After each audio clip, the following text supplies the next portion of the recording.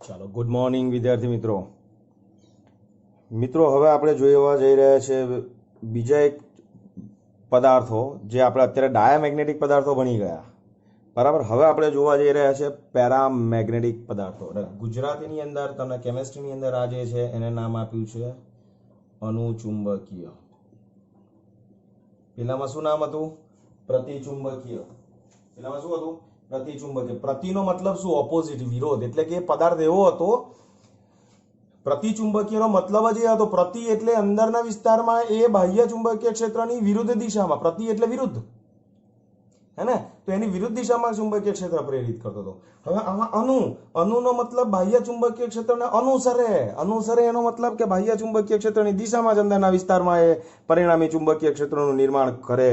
મિત્રો, આવા પદાર્થો છે એને પેરામેગ્નેટિક પદાર્થો, અને ગુજરાતીમાં એને આપણે કહીશું આપણે અનુચુંબકીય પદાર્થો.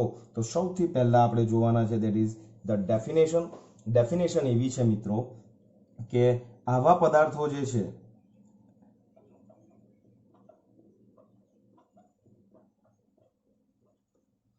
આવા પદાર્થો ના પરમાણુઓ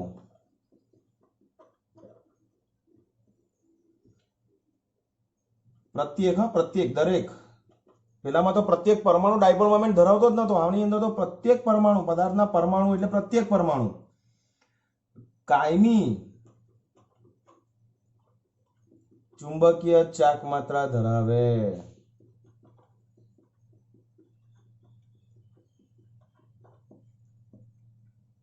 એટલે એવું કહી શકાય કે જે પદાર્થોના પરમાણુઓ કાયમી ચુંબકીય ચાક માત્રા ધરાવે તેવા પદાર્થોને પેરામેગ્નેટિક પદાર્થો કહેવામાં આવે.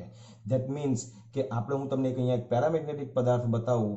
આ પેરામેગ્નેટિક પદાર્થની બધી જ ડાયપોલ્સ, બધા જ પરમાણુઓ છે એ પરમેનન્ટ ચુંબકીય ચાક માત્રા ધરાવે, પ્લસ માઇનસ, NS લખવાનું આપણે તો આની અંદર, બરાબર? NS SN, આ બીજો એક SN, આવી બધી જ બધા પરમાણુઓ ડાયપોલ તરીકે વર્તે અને દરેક પરમાણુ ડાયપોલ મોમેન્ટ ધરાવે.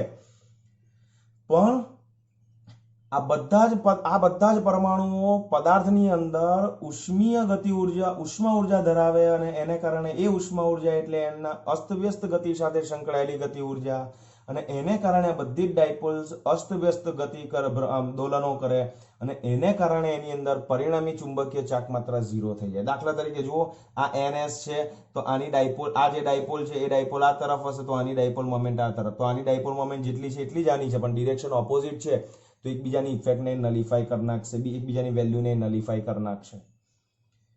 ક્લિયર? એટલે આવા પદાર્થોના પરમાણુઓ કાયમી ચુંબકીય ચાક માત્રા ધરાવે, પરંતુ ઉષ્મીય દોલનો અસ્તવ્યસ્ત હોવાથી આપણને બી બહુ ગરમી હોય તો કેવી અકળામણ અનુભવીએ, હતપત થયા કરીએ, બસ એના જે ઉષ્મીય દોલનો અસ્તવ્યસ્ત ગતિ કરે એટલે અસ્તવ્યસ્ત હોવાથી પરિણામી ચુંબકીય ચાક માત્રા 0 થાય, અને તેથી આવા પદાર્થો માં મેગ્નેટાઇઝેશન જોવા મળતું નથી.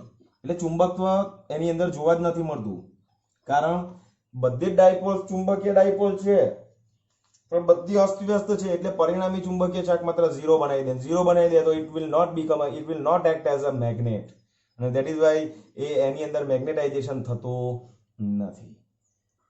ક્લિયર? આમાં કઈ ડાઉટ? બીજું બહુ જ અગત્યનો મુદ્દો ધ્યાન રાખજો. આ પદાર્થો ની મેગ્નેટિક સસેપ્ટિબિલિટી, 1 માર્ક્સનો MCQ, જોજો ધ્યાનથી. પેરામેગ્નેટિક પદાર્થો જે છે એની મેગ્નેટિક સસેપ્ટિબિલિટી ધન હોય અને તેનું મૂલ્ય જે છે મિત્રો એ મૂલ્ય નાનું હોય. ક્લિયર? નાનો means it is quite less than 1. Okay, magnetic susceptibility એ કાઈ છે, એ કાઈની વેલ્યુ જે છે ધેટ ઇઝ લેસ ધેન 1 હોય. ઓકે, ઉદાહરણ તરીકે કયા પદાર્થો જે છે કે જે તમારા પેરામેગ્નેટિક પદાર્થો તરીકે વર્તે છે, તો એની અંદર ઉદાહરણો જે છે એ પણ તમારે MCQ આપણે આગળ જ ચર્ચા કરી લીધી.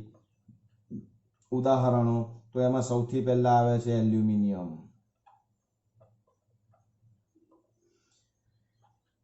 બીજું calcium, chromium, lithium, magnesium, niobium Nb, STPA oxygen,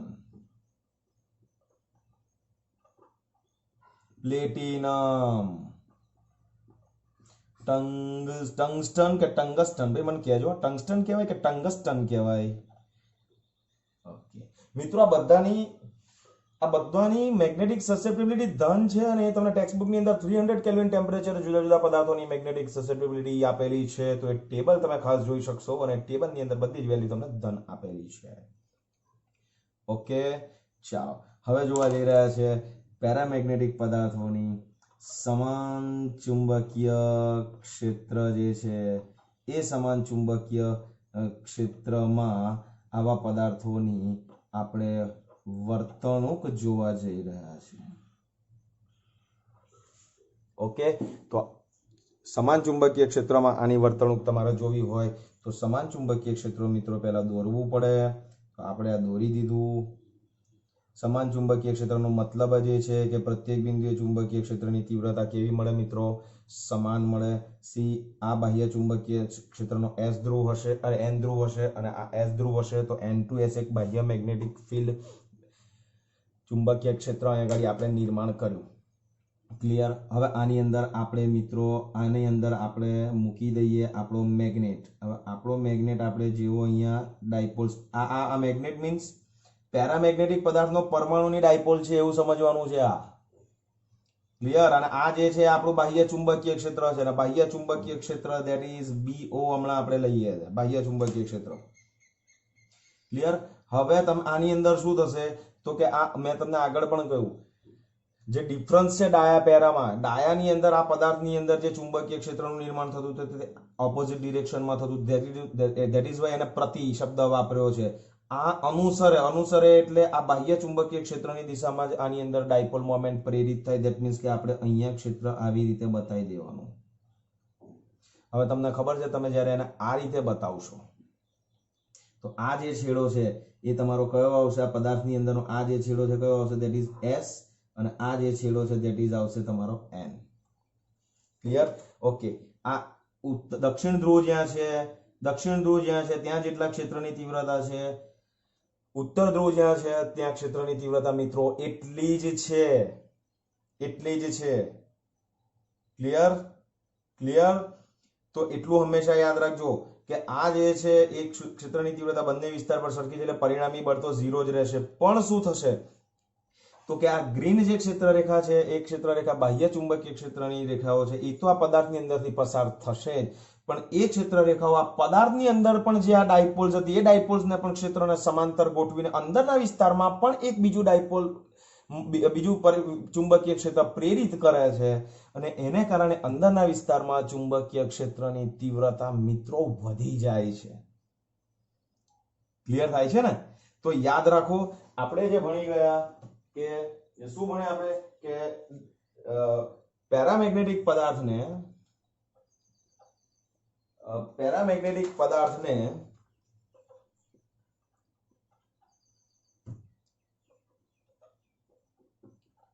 સમાન ચુંબકીય ક્ષેત્રમાં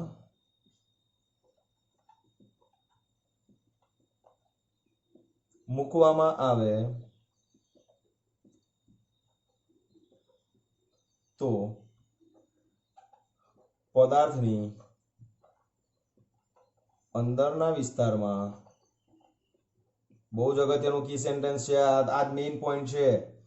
ડાયાનેમાં જેમ પ્રશ્ન પૂછાય એમ પેરામાં પ્રશ્ન પૂછાશે. એટલે પેરામેગ્નેટિક પદાર્થને સમાન ચુંબકીય ક્ષેત્રમાં મૂકવામાં આવે તો પદાર્થની અંદરના વિસ્તારમાં બાહ્ય ચુંબકીય ક્ષેત્રની દિશામાં જ અનુસરે દિશામાં જ ચુંબકીય ડાયપોલ મોમેન્ટ પ્રેરિત થાય.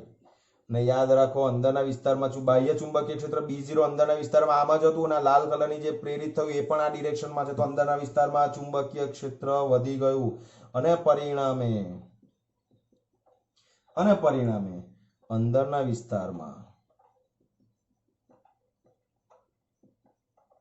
અંદરના વિસ્તારમાં પરિણામી ચુંબકીય ક્ષેત્ર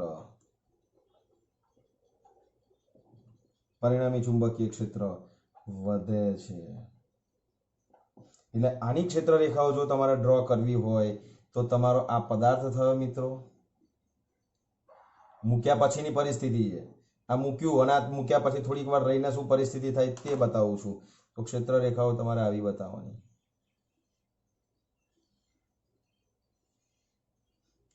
છેદે નહીં એકબીજાને પણ અહીંયા છેદે છે એટલે પાછા સાહેબ તમે ડ્રો કરી કે અમે આમાં આઉટ કરીએ ને એવું નહીં લા. મેગ્નેટિક ફિલ્ડ લાઇન્સ જે છે કે or electric field lines never intersect each other. કારણ કે જો છેદશે તો છેદન બિંદુ પાસે બે ચુંબકીય ક્ષેત્ર और બે વિદ્યુત ક્ષેત્રોની દિશા મળે જે શક્ય નથી. તો અંદરના વિસ્તારમાં ચુંબકીય ક્ષેત્રની તીવ્રતા અહીંયા વધારે બતાવવાની, બહાર ઓછી બતાવવાની. ક્લિયર અહીંયા સુધી બધા ઓકે. તો સમાન ચુંબકીય ક્ષેત્રમાં આની વર્તણૂક કેવી? તો કે અંદરના વિસ્તારમાં પરિણામી ચુંબકીય ક્ષેત્ર બાહ્ય ચુંબકીય ક્ષેત્રની દિશામાં પ્રેરિત થાય એટલે અંદરના વિસ્તારમાં પરિણામી ચુંબકીય ક્ષેત્ર વધી જાય. પરિણામે આ જે પદાર્થ છે it will become a magnet તરીકે વર્તશે. ક્લિયર? Okay fine. હવે ઉદાહરણમાં મિત્રો એક ઉદાહરણ અહીં એ પણ એડ કરી દેજો as per text, that is copper chloride. બરાબર? તો આ બધા જ MCQ છે. અને હવે આપણે જોઈએ છે ડાયમેગ્નેટિક પદાર્થની જેમ જ અસમાન ચુંબકીય ક્ષેત્રમાં આની વર્તણૂક કેવી હોય અને થોડાક મેથેમેટિકલ એક ઇક્વેશન છે ક્યુરી ઇક્વેશન્સ જેને આપણે ડિરાઈવ કરવાનું છે. બરાબર? તો પહેલા આપણે જોઈ લઈએ અસમાન ચુંબકીય ક્ષેત્રમાં મિત્રો એની વર્તણૂક.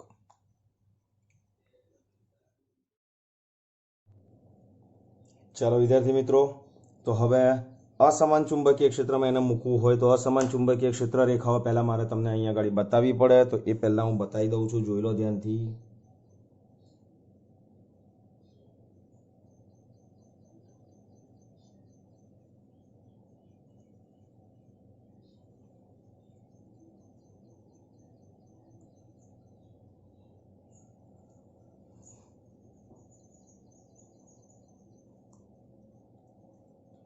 મિત્રો ચુંબકીય ક્ષેત્ર હું આ તરફ જ લઉં છું. હવે સ્વાભાવિક છે કે આ N ધ્રુવ હશે અને આ S ધ્રુવ હશે. હવે તમને ખબર છે અહીંયા ક્ષેત્ર રેખાઓ જે છે એ છૂટી છે અહીંયા ગાડી, અને અહીંયા ક્ષેત્ર રેખાઓ ગીચોગીચ છે. તો આ જે છે ઓછા પ્રેરણવાળો વિસ્તાર છે, અહીંયા પ્રેરણ ઓછું છે અને અહીંયા પ્રેરણ કેવું છે? વધુ છે. બરાબર? હવે આની અંદર આપણે શું કરીએ છીએ?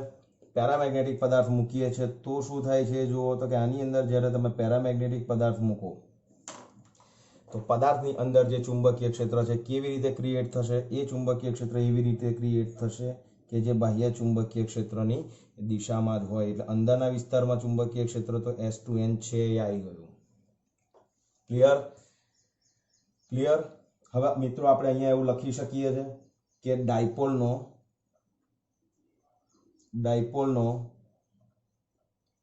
S ધ્રુવ ઓછા પ્રેરણ વાળા વિસ્તારમાં છે, આવું લખી શકીએ આપણે. બરાબર?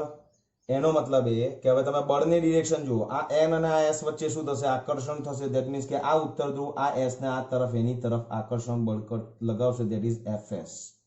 અને આ દક્ષિણ ધ્રુવ બાહ્ય ચુંબકીય ક્ષેત્રનો આ N ને એની તરફ ખેંચશે અને એ જે ફોર્સ લગાવશે ધેટ ઇઝ Fn. તો ડાયપોલનો S ધ્રુવ ઓછા પ્રેરણવાળા વિસ્તારમાં છે, પરિણામે S ધ્રુવ જે છે, S ધ્રુવ કરતા સોરી આ S ધ્રુવ જે છે તે N ધ્રુવ કરતા ઓછું બળ અનુભવશે. આટલું તો ક્લિયર થઈ ગયું. કારણ કે અહીંયા ક્ષેત્ર વધારે છે, અહીંયા ઓછું છે, તો S ઉપર જે બળ લાગે છે ધેટ ઇઝ Fs. તો અહીંયા આના પરથી એવું લખી શકાય કે Fs જે છે which is less than Fn, means આ Fs જે છે આ તરફ 10 ન્યૂટન છે અને આ 50 ન્યૂટન છે, એવું સમજો. તો પરિણામી કઈ તરફ થશે? આ તરફ થશે. એનો મતલબ એ કે પરિણામી બળ ઓછા પ્રેરણથી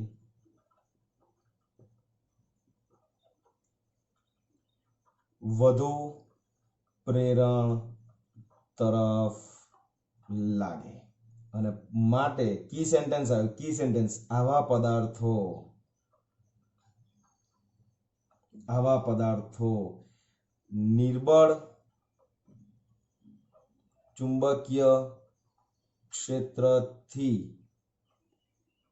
પ્રબળ ચુંબકીય ક્ષેત્ર તરફ ગતિ કરે. આ અસમાન ચુંબકીય ક્ષેત્રમાં મિત્રો આની વર્તણૂક થઈ. ક્લિયર? તો તમને પૂછાય કે પેરામેગ્નેટિક પદાર્થો અને પેરામેગ્નેટિઝમ સમજાવો, તો તમારે આ બધી વસ્તુ તમારે લખવાની છે. હા, તમને 3 માર્ક્સમાં એવું પણ પૂછી શકે કે પેરામેગ્નેટિક સમજાવી મેગ્નેટાઇઝેશનને લગતો ક્યુરીનો નિયમ સમજાવો.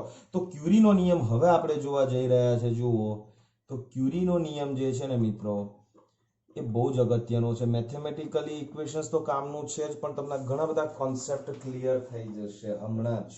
બરાબર મિત્રો, ક્યુરી જે છે ને આ એ જ ક્યુરી જેને રેડિયમની શોધ કરી હતી, મેડમ ક્યુરીની જ વાત, એના શોધક એના હસબન્ડ પિયરી ક્યુરી છે. આ પિયરી ક્યુરીએ આ કામ કર્યું હતું.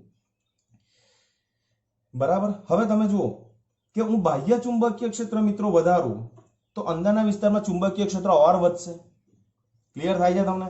તો એનું વધારે પ્રમાણમાં મેગ્નેટાઇઝેશન થશે. એટલે ક્યુરીએ જે ઓબ્ઝર્વેશન કર્યું કે ક્યુરીના પ્રયોગો શું દર્શાવે છે, કે ક્યુરીના પ્રયોગો દર્શાવે છે કે બાહ્ય ચુંબકીય ક્ષેત્ર B0 જે છે એની હાજરીમાં પેરામેગ્નેટિક પદાર્થનું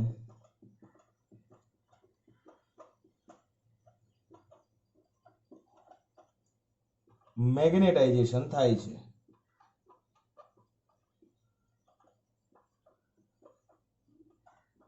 અને એને એવું કહ્યું કે આ મેગ્નેટાઇઝેશન શબ્દોમાં પહેલા લખી દઉં છું, પછી મેથેમેટિકલી લખું. આ મેગ્નેટાઇઝેશન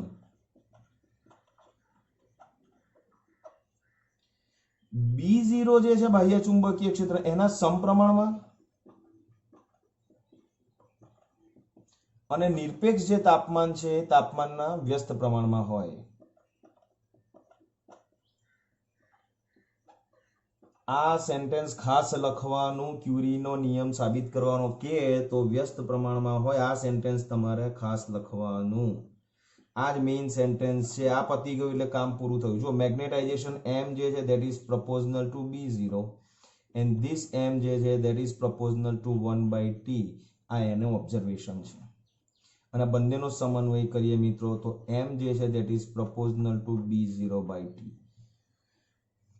એટલે તમે બાહ્ય ચુંબકીય ક્ષેત્રની તીવ્રતા વધારો તો પણ મેગ્નેટાઇઝેશન વધે અને ટેમ્પરેચર ઘટાડો તો પણ મેગ્નેટાઇઝેશન વધે. મિત્રો ટેમ્પરેચર ઘટાડવાથી શું થાય તો કે એના કાઇનેટિક એનર્જી ઘટશે. કાઇનેટિક એનર્જી ઘટશે તો જે અસ્તવ્યસ્ત દોલનો થતા હતા એ અસ્તવ્યસ્ત દોલનો જે છે કેવા થશે? ઓછા થશે. તો એક જ ડિરેક્શનમાં ગોઠવાશે વધારે, તો સ્વાભાવિક છે એનું અંદર પરિણામી ચુંબકીય ક્ષેત્ર વધી જશે. રાઈટ. હવે સપ્રમાણતા સંજ્ઞા જાય તો શું લાગે તો કે અચળાંક. તો અચળાંક જે છે એને નામ આપી દીધું that is capital C B0/T. મિત્રો આ ઇક્વેશન જે છે that is called Curie's equation, જ્યાં સી જે છે એ ક્યુરી અચળાંક છે. હવે તમને એ પણ ખબર છે કે ભણી ગયા મેગ્નેટાઇઝેશનમાં કે મેગ્નેટાઇઝેશન છે એ કાયના સમપ્રમાણમાં હોય, બરાબર. તો તમને બેઝિક ઇક્વેશન ખબર હોય કે m જે છે ઇઝ ઇક્વલ ટુ આપણે શું લખીએ છીએ તો કે m is equal to chi into h લખીએ છીએ, અને b0 જે છે that is equal to μ0 into h. તો આ m અને આ b0, m અને b0 ની વેલ્યુ આપણે અહીંયા રિપ્લેસ કરીએ તો chi into h is equal to c as it is, b0 ની જગ્યાએ મૂકીએ μ0 h અને ડિવાઇડેડ બાય t. મિત્રો h gets cancelled, so chi જે છે ઇઝ ઇક્વલ ટુ આપણને આવશે equation c μ0 divided by t. બહુ જ અગત્યનું ઇક્વેશન, ધ્યાનથી જોજો. આ શું કહેવા માંગે છે કે પેરામેગ્નેટિક દ્રવ્યો જે છે દ્રવ્યો માટે કાઈ અને μ0 બંને દ્રવ્ય પર આધારિત નથી. એ તો ક્લિયર છે, દ્રવ્ય એને ન રહેતા દ્રવ્યના તાપમાન પર જ આધાર રાખે, તાપમાન પર પણ આધાર રાખશે. પહેલા તમને ખબર છે કે પેરામેગ્નેટિક દ્રવ્ય માટે કાઈ અને μ0 બંનેનું ઇમ્પોર્ટન્સ હતું. હવે ટેમ્પરેચરનું પણ ઇમ્પોર્ટન્સ આવી ગયું. એનો મતલબ એ કે મેગ્નેટાઇઝેશન ક્યારે વધે તો કે તમે b0 વધારો અથવા તો દ્રવ્યનું તાપમાન ઘટાડો તો મેગ્નેટાઇઝેશન વધશે. ને મેગ્નેટાઇઝેશન વધશે એટલે એક સમય એવો આવશે કે બધી જ ડાયપોલ્સ, આની અંદરની બધી જ ડાયપોલ ક્ષેત્રના સમાંતર ગોઠવાઈ જશે, અને ગોઠવાઈ જશે ત્યારે આ જે છે એ સેચ્યુરેશન સ્ટેજમાં આવશે. ત્યારે મળતું જે મેગ્નેટાઇઝેશન છે એને આપણે સેચ્યુરેશન મેગ્નેટાઇઝેશન કહીએ છીએ. તો અહીંયાથી અહીંયા સુધી આપણી થિયરી જુદી હતી, એટલે આને હું હમણાં આ એરિયાને કોર્ડન કરું છું, કારણ કે મારે હવે આ ઇક્વેશનનું જે અર્થઘટન છે, આ ઇક્વેશન પરથી અહીંયા હું નોટ્સ લખું છું, ધ્યાનથી જોજો, બરાબર. કે જો b0 વધારવામાં આવે અને t ઘટાડવામાં આવે, નોટ્સમાં લખતા જજો, પછી ક્યાંથી અટકે છે, કઈ બાજુ હું જઉં છું એ બધું લખતા રહેજો. ઇક્વેશન પછી અહીંયા જો b0 વધારવામાં આવે અને ટેમ્પરેચર ઘટાડવામાં આવે તો શું થશે તો કે તો m નું મૂલ્ય વધે છે. અને એક પરિસ્થિતિ એવી આવે છે અને કોઈ એક સમયે તમામ આની અંદર આ પદાર્થની અંદર રહેલી તમામ પરમાણુઓની તમામ ડાયપોલ, તમામ ચુંબકીય ડાયપોલ્સ બાહ્ય ચુંબકીય ક્ષેત્રને સમાંતર ગોઠવાઈ જાય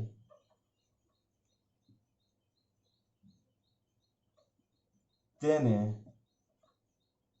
સેચ્યુરેશન મેગ્નેટાઇઝેશન કહેવામાં આવે.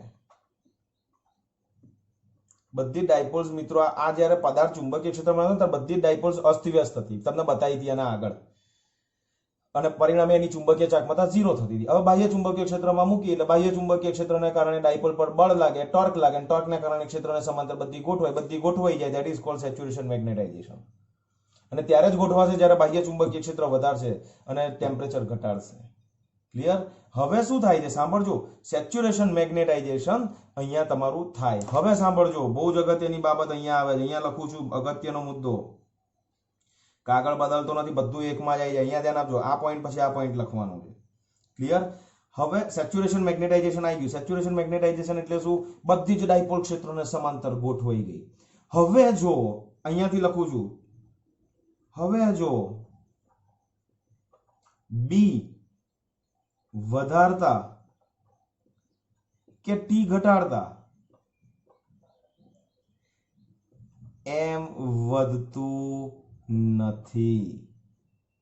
એનો મતલબ એ કે સેચ્યુરેશન મેગ્નેટાઇઝેશન પછી આ ઇક્વેશન ફોલો થતું નથી. આમ તો તમને ખબર છે બી વધારીએ અને ટી ઘટાડીએ તો એમ વધે, તો વધતું સેચ્યુરેશન આવી ગયું. હજુ વધારો, હજુ વધારો તો એમ વધવું જોઈએ પણ નથી વધતું. એનો મતલબ એ કે આ ઇક્વેશન ફોલો થતો નથી. એનો મતલબ એ કે એમ જ્યારે વધતું બંધ થઈ જાય આફ્ટર ગેટિંગ ધ સેચ્યુરેશન, ત્યારે ક્યુરીનો નિયમ પડાતો નથી. એટલે કે એમ વધતું નથી, એટલે કે ક્યુરીનો નિયમ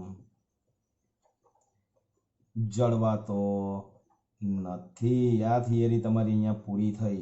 યાદ રાખો, તમને ક્વેશ્ચન પૂછાશે કે પેરામેગ્નેટિક પદાર્થો એટલે શું, સમાન ચુંબકીય ક્ષેત્રમાં અને અસમાન ચુંબકીય ક્ષેત્રમાં એની વર્તણૂક સમજાવો, તો અહીં સુધી લખવાનું.